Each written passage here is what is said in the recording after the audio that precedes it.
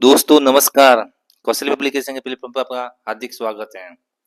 आज हम अधीनस्थ बोर्ड द्वारा आयोजित समान पात्रता परीक्षा सीईटी ग्रेजुएशन लेवल की 10वीं क्लास लेने जा रहे हैं, जिसका पेपर कोड है 131 बी।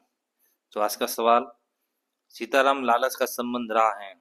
ये जो सीताराम लालच हैं, इनका संबंध किससे रहा है? ए राजस्थानी नृत्यों से, बी राजस्थानी शब्दकोश, सी राजस्थानी लोक जीवन से, डी राजस्थानी लोक कला से। तो ये सीताराम लालच है, इनका संबंध है वो राजस्थानी शब्दकोश से रहा है। और ये सीताराम लालच है, ये राजस्थानी हिंदी संक्षिप्त शब्दकोश के संपादक भी रहे हैं।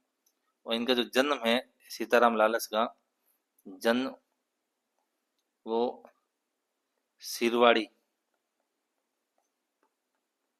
बाड़मेर में हुआ था। सिरवाड़ी गांव बाड़मेर में हुआ था। 25 नवंबर 1912 को 1912 को जन्म हुआ था। राजस्थानी जुबा की मसाल कहा जाता है इन्हें, सीताराम लालच को। और 1977 में इन्हें पद्मश्री दिया गया था। 1977 में, ये ध्यान रखें। अगला प्रश्न, जैसलमेर के भाटी राजवंश, जैसलमेर का जो भाटी राजवंश है उसकी कुल देवी कौन है? ए लटियाल माता, बी तनोटिया माता, सी आवरी माता, डी स्वांग्या माता। तो जो ये जैसलमेर के जो भाटी राजवंश था उसकी कुल देवी स्वांग्या माता थी। स्वांग्या माता। वही जो स्वांग्या माता है, इसका एक अन्य नाम भी मिलता है इतिहास में, वह है आवड़ माता। आवड़ माता।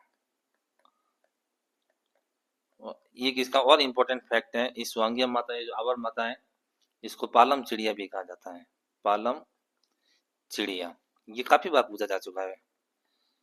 या इसको सुगन चिड़ी भी कहते हैं। सुगन चिड़ी, ये इंपॉर्टेंट है, ये ध्यान रखें आप।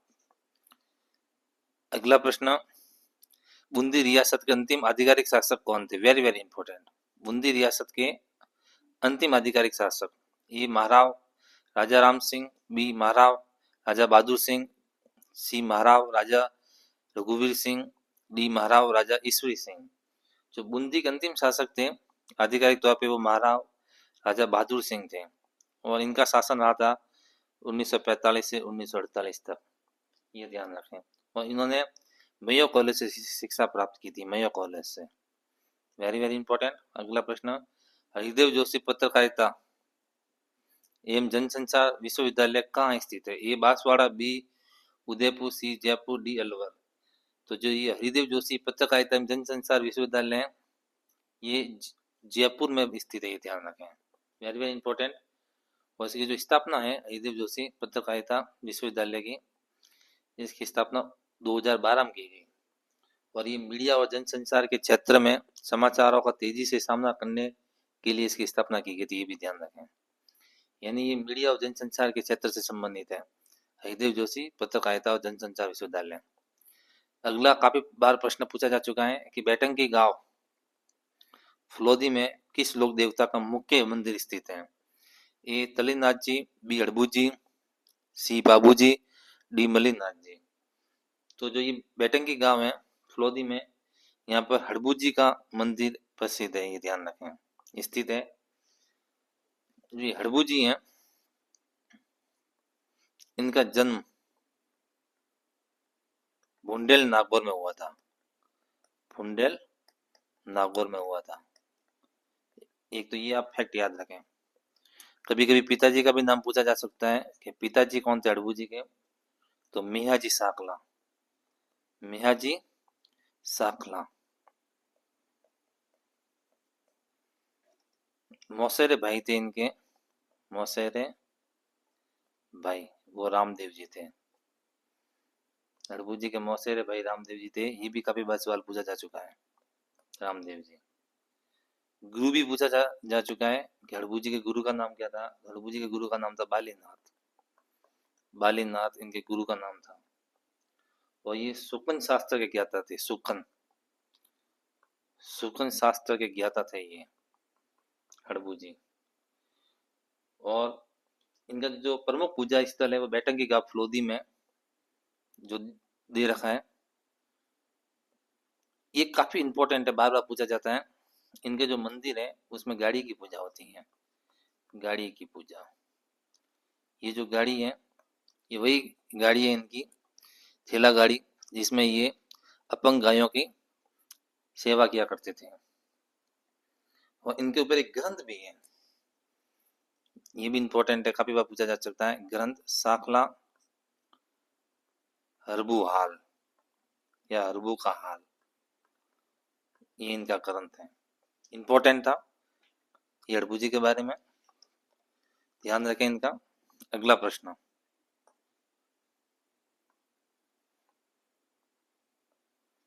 गुरुद्वारा बुद्ध जोहर राजस्थान के किस जिले में? Very very important. A Jaipur, B Shri Ganganagar, D Ajmer और डी कोटा।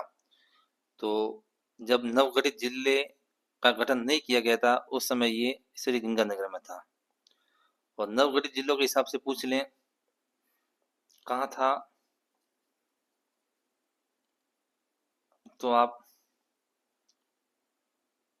कहें Rai Singh Nagar, Rai Singh Nagar, Anupgarh. Very very important. वर्तमान में जो ये बुद्ध जोहर गुरुद्वारा है ये राय सिंह नगर अनूपगढ़ जिले में, ये ध्यान रखें। और यहाँ सावन मास में मेला लगता है, सावन मास में मेला लगता है, मेला काफी इंपॉर्टेंट है। अगला प्रश्न, भीलों द्वारा लड़की के विवाह के समय घर की दीवार पर बनाए जाने वाले लोक देवी के चित्रों को क्या कहा जाता है? ए तहनीसा, बी मांडना, सी फड़, डी भराड़ी। तो जो जब भील लोग की लड़की का विवाह होता है उस समय दीवारों पर लोक देवी के चित्र बनाए जाते हैं जिसको भराड़ी कहा जाता है, भराड़ी, ध्यान रखें, काफी अच्छा प्रश्न है। अगला, चित्तौड़गढ़ दुर्ग के प्रथम द्वार जो पांडरपोल कहलाती है के पास बने चबूतरे पर निम्न में से किसका स्मारक है? ए जयमल राठौड़, बी फतेह सिसोदिया, सी कल्ला राठौड़, डी रावत बाग सिंह। तो जो ये प्रथम पोल है जो पांडल पोल कहलाती है, यहाँ पर रावत बाग सिंह का चबूतरा बना हुआ है 6 खंभों पर, 6 खंभों पर बना हुआ है, ये ध्यान रखें आप। चित्तौड़ जो दुर्ग है इस पे इसके भी काफी इंपॉर्टेंट फैक्ट है। इसकी जो स्थापना है वो चित्रांग मौर्य ने करवाई थी, चित्रांग मौर्य ने करवाई थी। चित्तौड़ की स्थापना, चित्तौड़ दुर्ग की स्थापना, ये ध्यान रखें। और ये चित्तौड़गढ़ दुर्ग ये मैसा के पठार पर स्थित है, मैसा पठार, इस पर स्थित है ये चित्तौड़ का दुर्ग। और जो इसका पहला द्वार है वो पांडन पोल कहलाता है जहाँ पर रावत बाग सिंह की छतरी है। और जो दूसरा द्वार है उसको भैरव पोल कहते हैं, दूसरा द्वार उसको भैरव पोल कहते हैं, भैरव, भैरव पोल। और इस भैरव पोल पे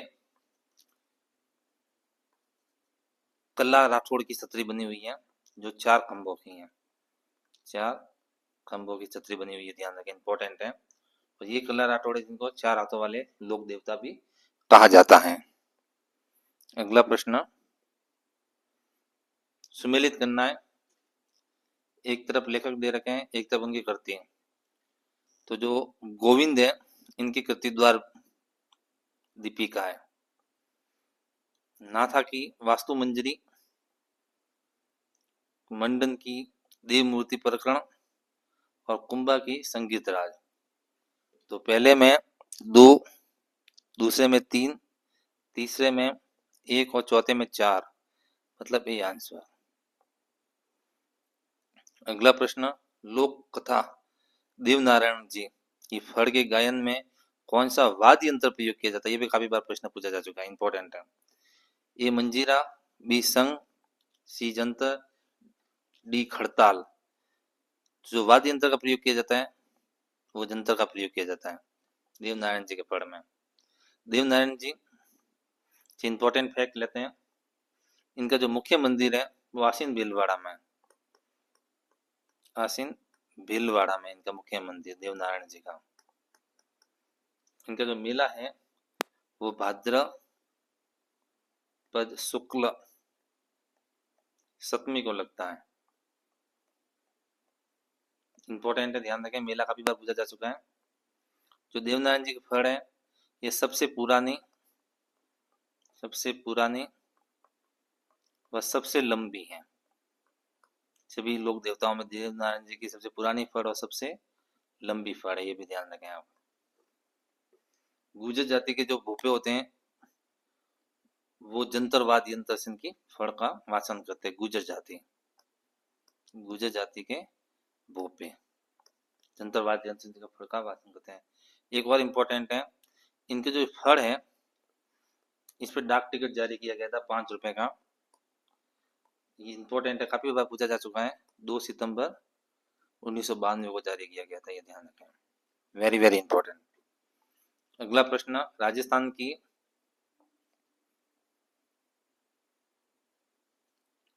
वह परंपरा जिसमें दूल्हे की बारात के घर के से चले जाने के बाद घर की स्त्रियों द्वारा लोक नाट्य किया जाता है कहलाता है।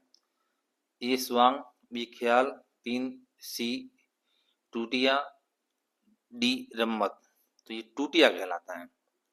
एक्चुअली टूटिया का जो मतलब होता है वो होता है दूल्हे की बारात जाने के बाद दूल्हे के घर महिलाएं नकली वर व नकली वधू बनकर नकली विवाह किया जाता है, जिससे वर वधू के विवाह में कोई बाधा उत्पन्न न हो और वो सकुशल मंगल विवाह करके घर लौटे, इसलिए ये नाट्य किया जाता है। इसको ही टूटिया कहा जाता है, ये ध्यान रखें आप। अगला प्रश्न, सन 1907 में शुरू में स्वामी Gopal Das, very very important, ने किस सभा की स्थापना की थी? ए बाल भारत सभा, बी देश हितैषणी सभा, सी सर्व हितकारिणी सभा, डी परोपकारिणी सभा। तो इन्होंने जो स्वामी गोपाल दास है 1907 में सर्व हितकारिणी सभा की स्थापना की थी, ध्यान रखें, वेरी वेरी इंपॉर्टेंट। और इसकी जो स्थापना 1907 में की थी, एक तो इसमें थे स्वामी गोपाल दास और 2 और सहयोगी थे, इनका भी ध्यान रखें। एक का नाम था मास्टर श्री राम और दूसरे का नाम था पंडित कन्हैया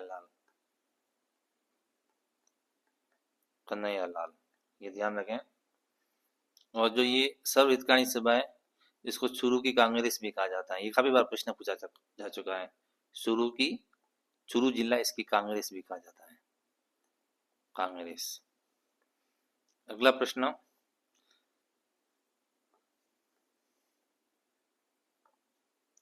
कवि और चित्रकार नागरीदास के रूप में कौन प्रसिद्ध था? ए कृष्णदेव, बी राजा सावन सिंह, सी वृंदावन दास, डी राणा कुंभा। तो जो नागरीदास से संबंधित था, नाम से प्रसिद्ध था, वो था राजा सावन सिंह। नागरीदास जिनका जो शासन काल रहा है वो रहा है 1748 से 1764, ये ध्यान रखें, शासन काल काफी बार पूछा जा चुका है। तो इनके काल में बनी ठनी पेंटिंग का प्रचलन हुआ था, बनी ठनी इनके काल में बनी थी। और ये जो इनके चित्रकार थे बनी ठनी के, वो मोर ध्वज निहाल चंद थे, ये ध्यान रखें, वेरी वेरी इंपॉर्टेंट।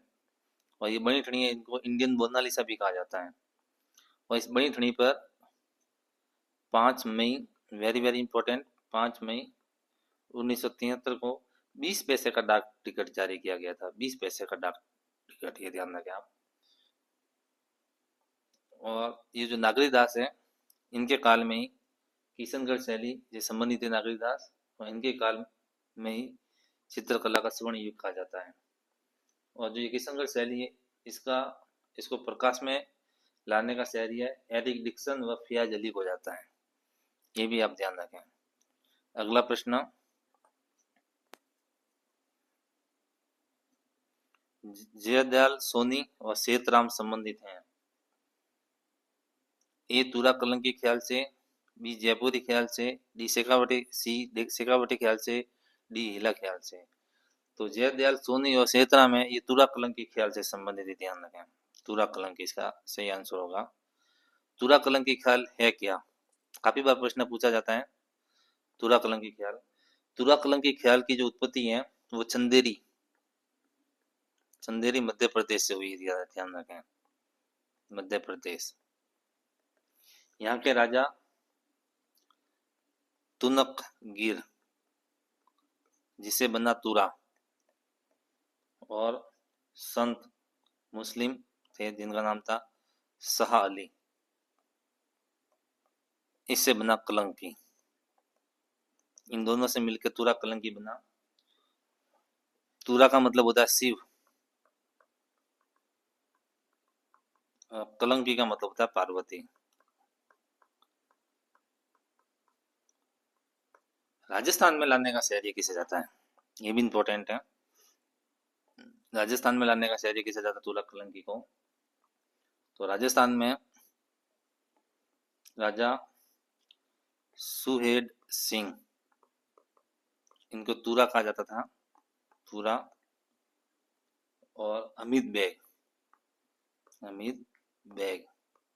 इनको कलंकी कहा जाता था, कलंकी। और ये जो तुरा कलंकी ख्याल है, ये कौन कौन से एरिया में प्रसिद्ध है, ये भी प्रश्न काफी बार पूछा जाता है। तो चित्तौड़, घोसुंडी,